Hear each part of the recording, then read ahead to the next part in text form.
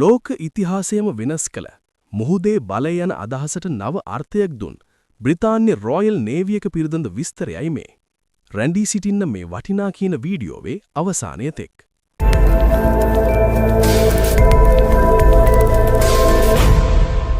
Royal නේවියනු සරලව කිව්හොත් නැව් කණ්ඩායමක් පමණක් නොව ශතවර්ෂ ගණනාවක් පුරා ලෝකයේ දේශපාලනය, වෙළඳාම සහ යුද්ධයන් පවා හැරවූ නාවික බලයකි. මෙම නාවික හමුදාව ආරම්භ වන්නේ 16 වන සියවසේදී කිං හෙන්රි 8 රජුගේ කාලයේදී. එදා බ්‍රිතාන්‍ය යුරෝපීය කුඩා දූපතක් වුවත් ශක්තිමත් නාවික හමුදාවක් තිබීමෙන් මුහුද පාලනය කළ හැකි බව එම රජු තේරුම් ගත්තේය.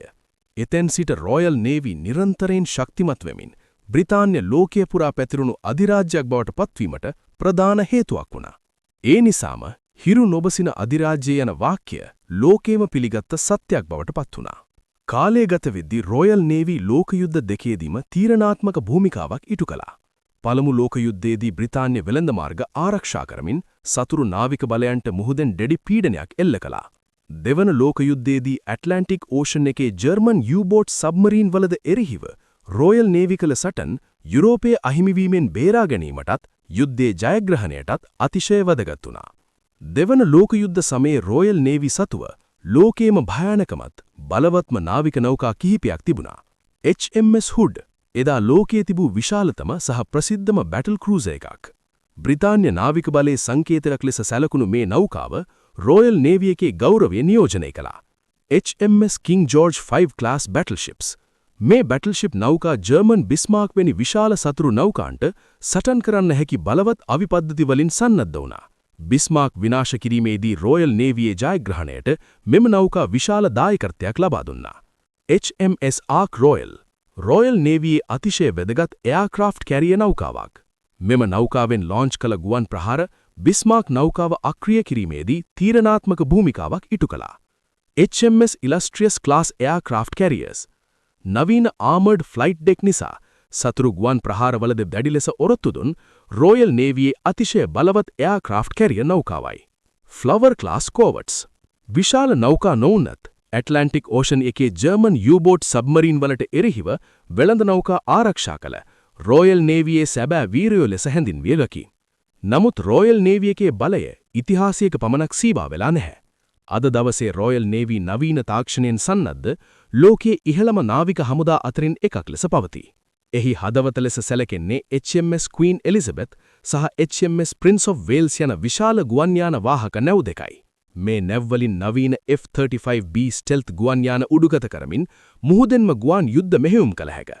එමගින් රොයල් නේවියකට ලෝකයේ ඕනෑම මුහුද ප්‍රදේශයක බලය පෙන්වීමට හැකි වෙලා තියෙනවා. මේ ගුවන් යාන වාහක නැව්වල යටින් නිරන්තරයෙන් රහසිගතව ක්‍රියා කරන්නේ රොයල් නේවියේ භයානකමත් බලය වන නියුක්ලියර් සබ්මරීන් වලි. වෑන්ගාඩ් ක්ලාස් සබ්මරීන් වල නියුක්ලියර් මිසයිල බ්‍රිතාන්‍යයේ අවසාන ආරක්ෂක රේඛාව ලෙස සැලකෙනවා. එමගින් ඇස්ටියුට් ක්ලාස් සබ්මරීන් වලට සතුරු නැව් සහ සබ්මරීන් නිහඬව සොයා විනාශ කිරීමේ හැකියාව තියෙනවා. මේ සබ්මරීන් වල ශක්තිය රොයල් නේවියකට දැකගන්නවත් බැරි බලයක් ලබා දෙනවා. ඉහළින් ගුවන් තර්ධන වලින් ආරක්ෂාව සලා දෙන්නේ Type 40 ඩිස්ට්‍රොයර් නැව්ය.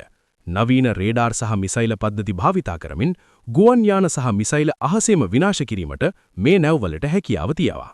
ඒ අතරම ෆ්‍රිගේට් නැව් විශේෂයෙන්ම Type 23 සහ Type 26 මුහුද යට සතුරු සබ්මරීන් සොයාගෙන විනාශ කිරීමෙන් රොයල් නේවියේ ආරක්ෂාව තවත් ශක්තිමත් කරනවා. අද රොයල් නේවි සතුව ගුවන් යාන වාහක නැව් දෙකක්, ඩිස්ට්‍රොයර් නැව් කිහිපයක්, ෆ්‍රිගේට් නැව් ගණනාවක්, නියුක්ලියර් සබ්මරීන් සහ සපෝට් නැව් සමග එකතුවෙන් නැව් 8කට ආසන්න නාවික ඒකකයක් පියනවා. නමුත් රොයල් නේවියකේ සැබෑ ශක්තිය මේ ගණනාවලට වගා. ඒ නැව් පලනය කරන පුහුණු නාවිකයින්ගේ හැකියාව, තාක්ෂණය සහ එකමුතුව තුලයි. මිත්‍රනි, රොයල් නේවි අපට කියලා දෙන්නේ එක් සරල පාඩමක්. ශක්තිය කියන්නේ අවිවලින් පමණක් මිනුණු කළ හැකි දෙයක් නොවේ. දුරදක්නා දැක්ම, සැලසුම සහ විනය එකට එක් වුණාම කුඩා දූපතක්වත් ලෝකයේ මුහුද බලය බවට පත්විය හැකි බවයි.